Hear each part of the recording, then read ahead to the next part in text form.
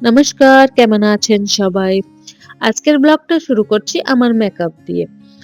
আমি আজকে একটা প্রোগ্রামে যাচ্ছি যার জন্য আমি এখন রেডি হতে বসলাম। যে প্রোগ্রামটা অর্গানাইজ করেছে প্রফেশনাল বিউটি ইন্ডিয়া, যেটা হচ্ছে বিশ্ব বাংলা মেলা প্রাঙ্গণে, যেটা আমাদের আইটিসির ব্যাক সাইডে আছে। তো কলকাতার এখন তো জানেন কেমন টেম্পারেচার আর কেমন গরম, তো যার জন্য আমি কোনো একটা হেভি মেকআপ নেব না। কিন্তু তার আগে আমি খুব ভালো করে সানস্ক্রিন হাতে, পায়ে, মুখে সবকিছু মোটা করে মেখে নিলাম। না হলে তো আমাকে পুরো বেগুনের মতন রোদের মধ্যে হয়ে যেতে হবে। তো সানস্ক্রিন লাগানোর পরে একটু মেকআপটাকে গ্লোই দেখানোর জন্য ল্যাকমি লুমি ক্রিম যেটা আছে ওটাকে আমি অ্যাপ্লাই করলাম। তারপরে আমি কোনো রকমের কোনো ফাউন্ডেশন ইউজ করব না, কারণ ঘাম বেরোলে আমার প্রচুর মানে প্রবলেম হয়।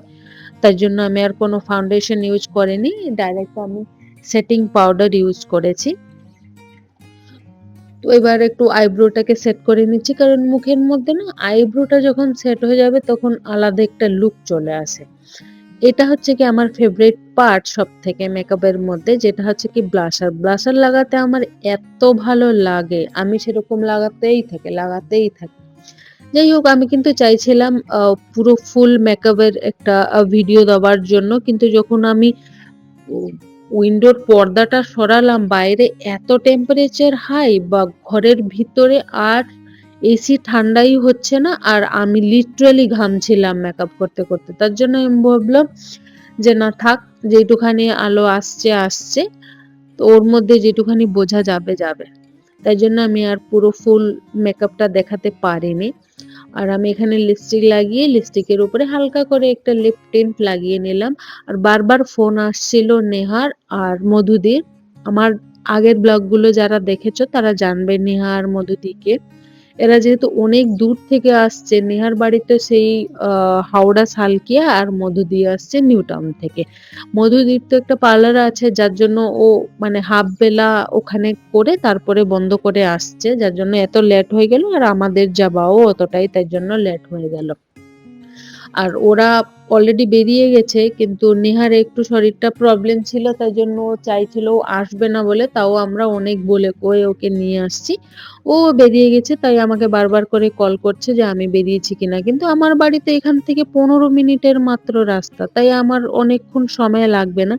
ওরা বেরিয়ে গেছে আর আমি রেডি হচ্ছি, আমিও একটু পর বেরিয়ে যাব। আর আমারও তো টুকিটাকি কাজ ছিল ঘরে, সেগুলো করতেও লেট হয়ে গেছে। আর জিমি কেমন লাফালাফি এখন শুরু করে দিয়েছে, মানে ও পাগলামো শুরু করেছে। ও তো জানে ঘরে যেহেতু কেউ নেই আর আমিও এখন বেরিয়ে যাব, ও কি করবে, পাগল হয়ে যাচ্ছে তাই জন্য। তো আজকে এতদিন পরে সবার সাথে দেখা হবে, দেখুন জিমি কি করছে এখানে এসে। অতদিন পরে সবার সাথে দেখা হবে, মধুদি, নেহা আর অনেক যারা আমাদের সাথে সব মেকআপ শিখছিল ওরা সবাই আসবে। খুবই আমরা মজা করব। চলুন যাই, এবার বেরিয়ে যাই। আমি গাড়ি বুক করেছিলাম, গাড়ি চলেও এসছে। চলুন এবার বেরোই। আজ বেরিয়ে পড়েছি। এবার কেউ বুঝতে পারছেন কলকাতায় এমন গরম, কলকাতায় রাস্তা কেউ এভাবে খালি দেখেছে কোনোদিন? যাই হোক, আমি এসে পৌঁছে গেলাম। আমি তো বুঝতে পারিনি মানে এত লোক আসবে বলে, মানে মানে আমি এক্সপেক্টই করেছিলাম না এত লোক আসবে এই গরমের মধ্যে। যাই হোক, আমি এসে পড়েছি। আমি আসার আগে মধুদি ঢুকে গেছে, তাই জন্য মধুদির কাছে কল করে আমি সব ইনস্ট্রাকশন নিয়ে নিলাম কিভাবে কিভাবে যেতে হবে। খুব সুন্দর ভিতরটা। ওই যে মধুদি আগে দাঁড়িয়ে গেছে। তো ওদের কাছে একটা বাই এসএমএস এসছিল কোড, যেটা দেখিয়ে ওরা ভিতরে ঢুকেছে। আর আমার কাছে ওটা মানে আসেনি কোড, কিন্তু আমার কাছে একটা স্ক্যানার ছিল, সেই স্ক্যানটা করে তারপরে আমাদেরকে ভিতরে ঢুকতে হয়েছে। তো আমাদের যে দাদার কাছ থেকে আমি মেকআপ শিখেছিলাম, উনি মেবি আসবে ৩টে ৩:৩০ নাগাদ। তো ততক্ষণে আমরা কিছু ব্র্যান্ডের এখানে শপ আছে আর অনেক মেকআপ আর্টিস্টরা এসেছে, ওদের একটু মেকআপ দেখছিলাম। আর মধুদির যেহেতু পার্লারে আছে আমি তো বললাম, তো ও কিছু জিনিসপত্র ওর পার্লারের জন্য কিনছিল। এবার এই কিনতে কিনতে নেহার ফোন আসলো, নেহা এখন চলে এসছে। আমরা এবার যাব নেহাকে আনার জন্য মেন গেটের ওখানে, কারণ আমরা সবাই অনলাইন বুক করেছিলাম, মানে অনলাইন বুক বলছি, আমরা সবাই অনলাইন রেজিস্ট্রেশন করেছিলাম, বাট নেহার অনলাইন রেজিস্ট্রেশন হয়নি কোনো কারণে, ও করতে পারেনি বা হচ্ছিল না, সাইড ওপেন হচ্ছিল না, মানে কিছু একটা এরকম হবে। তাই জন্য ও এইখান থেকে রেজিস্ট্রেশন করবে, আর এইখান থেকে যারা রেজিস্ট্রেশন করছে তার জন্য ওরা 300 রুপিস ফিস নিচ্ছে। যাই হোক, সেই করে আর মধুদি ওইটাকে নিয়ে ওর সাথে ইয়ার্কি করছিল যে তোকে যদি বলা হতো আগের থেকে যে 300 টাকা নেবে বলে, তাহলে তুই আসতিস না। তো যাই হোক, ওইখানে আমাদের দাদার মেকআপ শুরু হয়ে গেছে। উনি এসেছিল মেবি 1 ঘন্টার জন্য।